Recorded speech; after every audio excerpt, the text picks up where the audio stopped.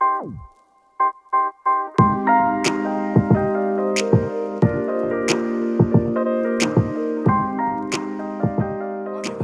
venue. I've been speaking to a lot of people here since I arrived this afternoon, and the feedback I've had is people are loving it. It's very spread out. There's room to grow and bring more cars in.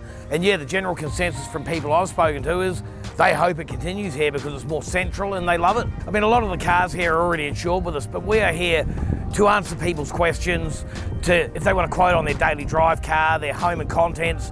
It's why we're here. We want to insure their whole stable of cars and their house as well. We've tailored our policies around what they require, and that's what makes it important that Shannons are here for the motoring enthusiast, and it's reflected in our policy. Look, next year I can see more and more cars turning up. I think a lot of them use today as a test run for a new venue. And I think it's been so successful, this whole area will be packed next year.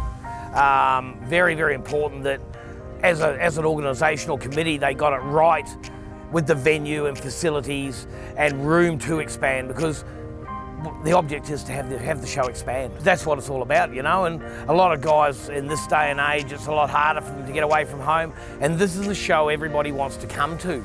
This is Tango 1, and this is the second Tango 1. The first one got retired back in about 2000. Then we relaunched the Tango program.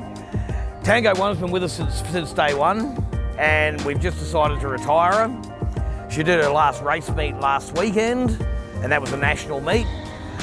From here, we've just had her redeckled up in the original police livery, and now she's going off to the Motor Museum to enjoy her retired life. I mean, really, it's not that much of a retired life. She's had a pretty easy life. Only driven on a Sunday, you know, only a quarter mile at the time down to sort of local shops, but I would say today is an absolute ripping success.